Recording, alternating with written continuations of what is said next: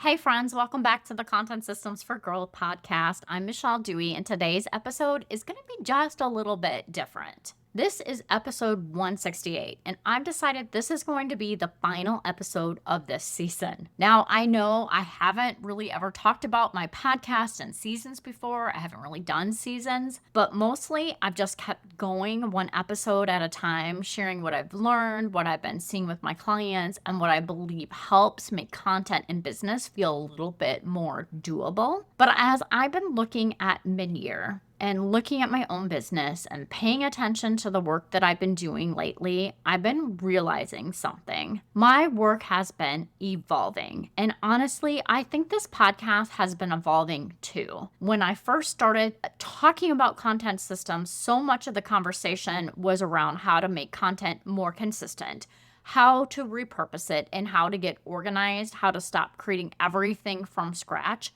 and how to build a better rhythm. And I still believe all of that full-heartedly. I still believe content matters more. I still believe long-form content can serve your business so very well. And I still believe that repurposing can help you steward what you've already created instead of constantly feeling like you need to make more. But after years of building content systems, working behind the scenes in businesses and helping with planning, project management, and content workflows, and now paying closer attention to AI and operations, I've learned a really important lesson. I used to think that businesses struggled because they needed better content, but now I see it just a little bit differently. Most of the time, the content is not the real problem. Content is usually a symptom. The real challenge is often the systems behind it. Because if a business is messy behind the scenes, the content will usually feel messy too. If the priorities are unclear, the content will feel scattered. If there's no process, content will keep looking pushed to the side. If everything is living in somebody's head, then every blog post, podcast episode, email, or social media post takes way more energy than it should. And that is what I want to talk about today. Not about a big dramatic announcement, not as an everything is changing kind of episode, but more as a reflection, a pause, a look at what I've been learning from this season of my business and this season of the podcast. And maybe if you've been feeling like something in your business needs a little shift, this episode will help you think about that too. So today I want to share 5 lessons I've learned after years of building content systems. The first lesson is this: consistency doesn't come from motivation, it comes from your systems. We like to think that consistency comes from being more disciplined, more motivated, or more focused. And yes, those things can help, and they do help, but motivation is not a reliable business strategy. You can be motivated one week and exhausted the next. You can have a great plan on Monday, and then you have a client issue, a family situation, a tech problem, or just a full week where nothing goes the way you thought it would. That's real life. That's business. That's why systems matter. A system gives you something to come back to when motivation is low. It gives you a path. It answers the question, what happens next? And what matters, whether you're talking about content, client delivery, onboarding, customer service, team communication, or follow-up. When there's no system, everything depends on your memory, your mood, and your capacity. And that gets heavy. And when there's a system, even a simple one, you don't have to start from scratch every single time. You can pick up the next step. You can see what's missing. You can move forward with more clarity. That's why I still believe content systems matter. But now I just see that as being part of the bigger picture. But a content system is really just one piece of your business operation system. And I learned that, and I know that as an OBM. But the second lesson I learned is this: marketing breaks down when operations breaks down. This is one big thing. Because when your marketing feels inconsistent, it's easy to assume you need a better content plan. And sometimes you do, but often the real issue is deeper than just a new content plan. You don't know what offer you're focusing on. You don't know what your main message is right now. You don't have a repeatable process for turning one idea into multiple pieces of content. You don't have a place to store your ideas. You don't have a clear workflow. You don't know who owns what. You don't know what needs to happen before something else is published. Or maybe you do know, but it's all living inside your head. That's not just a content problem, that's an operations problem. When operations are unclear, marketing becomes harder than it needs to be. This is why I always care so much about the back end of your business, because the front of the end of your business is only as strong as what's supporting it behind the scenes. Your content, your customer experience, your client delivery, your team communication, all of that is affected by the way work actually gets done. So if content feels hard, it might be worth asking, is this really a content issue, or is this a clarity issue, or is it a capacity issue? Is it a workflow issue, or is it an ownership issue? Is it an operations issue? Sometimes the things we think is the problem is only showing us where the real problem lives. The third lesson is this: documentation is one of the most underrated business assets. I know documentation does not sound exciting. No one is usually jumping up and down to write an SOP or organize a process, but documentation is powerful. Because documentation takes what's in your head and it turns into something that business can actually use. It creates repeatability. It creates clarity. It makes it easier to delegate. It makes it easier to train somebody. And it makes it easier to improve on a process. It makes it easier to see what is actually happening in your business. And it makes it easier to bring in support without having to explain the same thing over and over and over again. I think a lot of small business owners underestimate how much mental energy they spend simply remembering how things are supposed to happen. Remembering the steps, remembering the links, remembering what you promised, remembering what to send next, remembering where you store things, remembering where the one thing lives, remembering who needs what. That's a lot to carry, and documentation moves that weight out of your head and into a system. It doesn't have to be fancy. It doesn't have to be perfect. It just has to be useful. A simple checklist can be documentation. A Loom video can be documentation. A client onboarding outline can be documentation. A folder structure can be documentation. A saved email response can be documentation. A repeatable workflow in your project management tool can be documentation. And as AI becomes more common in business, documentation becomes even more important. Because AI works better when it has clear information, clear instruction, and clear processes to support it. Which brings me to the fourth lesson. AI can't fix a broken process. It can amplify whatever process you already have. This is something I've been thinking a lot about lately. AI is so helpful. It can save time. It can help you think through the ideas. It can summarize. It can organize. It can draft.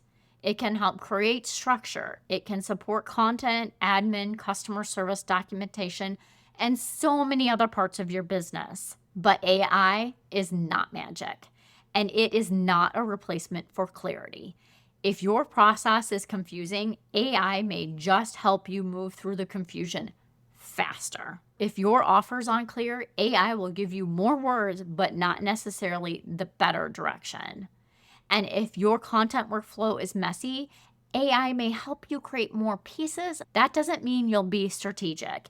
If your client delivery process is unclear, AI may help you document it, but you still have to understand how the work should happen.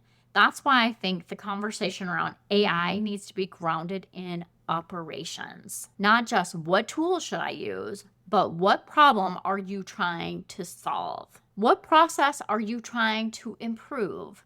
What decision are you trying to make easier? What tasks keep getting repeated? What information is hard to find? What part of your business depends too much on one person? Those are the better questions, because AI works best when it's placed inside a thoughtful process. It needs a job, it needs context, it needs guardrails, it needs a clear purpose. And when it has those things, it can be really helpful. But when we skip the process piece, we can end up with more output and still not have more peace. And I don't know about you, but I'm not interested in just creating more content, more tools, more tasks, more noise. I'm interested in better clarity, better systems, better support, better stewardship of time, energy, and resources. The fifth lesson I've learned is this: sustainable growth happens when people, processes, and technology work together. I think this is where my work has been quietly moving for a little while now, because content systems are not just about content. They're about how people work, and they're about how decisions get made. They're also about how ideas move from your head into something useful. They're about how a business can keep showing up without everything depending on one person holding it all together. And that is really the heart of operations. It's not about making things complicated. It's not about having a system for the sake of having a system. It's about making the work easier to see, easier to repeat, easier to hand off, and easier to improve. And I believe that matters, especially for small businesses, because small business owners are carrying a lot. They're serving clients, they're making decisions, they're answering questions, they're managing tools, they're creating content, they're handling follow-up, they're trying to grow, they're trying to lead. A lot of them are doing it with systems that were built in a hurry, patched together over time, or never really documented in the first place. That doesn't mean anything is wrong with them. It just means the business has grown, but the systems haven't fully caught up yet. And honestly, I think that's a very normal part of growth.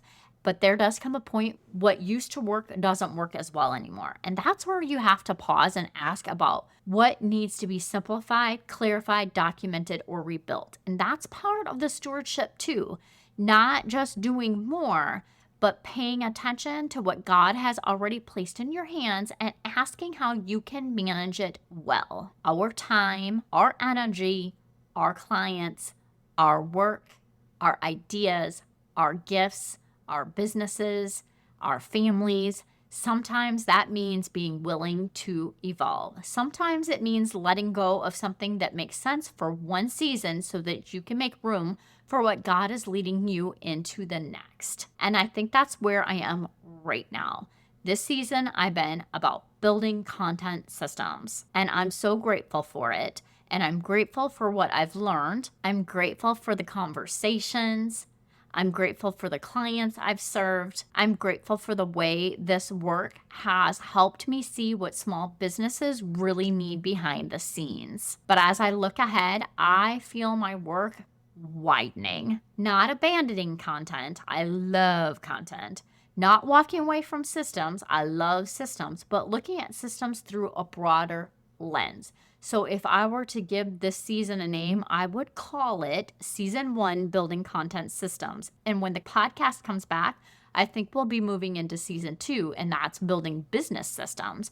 For now, the name of the podcast is Staying Content Systems for Growth, because I still believe that name fits. But I also believe the meaning of systems is expanding. When the podcast returns, we'll still be talking about systems for growth, but we'll be looking at more than content. We'll be talking about operations, AI adoption, documentation, customer experience, client experience, workflows, software implementation, and the practical side of helping small businesses run better. Growth is not about just becoming seen. It's also about being supported. It's about having a business that can hold what you're building. As I close this episode and this season, I want to leave you with one question to think about. If you stopped creating content for a month, what part of your business would struggle first? And is that really a content problem or is it a system problem? I think that question can tell you a lot. Friend, thank you so much for being here. Thank you for letting this podcast grow and evolve along with me. I'm going to take a little time to learn, build, listen, and pay attention to where this work is headed next. And when I come back, I hope you'll come with me. Thank you so much for listening all the way to the end of this podcast. I appreciate you, and I hope you make it a great week. I'll talk to you soon.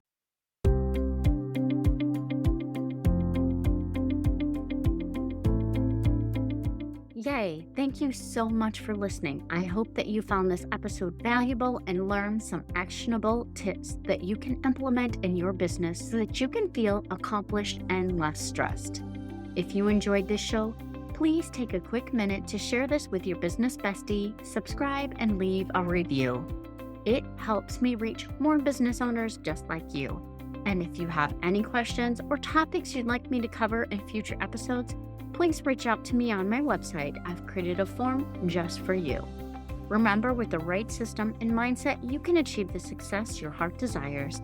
Thank you for tuning in. I look forward to chatting with you next time. I appreciate you, and I hope you have a wonderful week. And don't forget, let's grow, friends.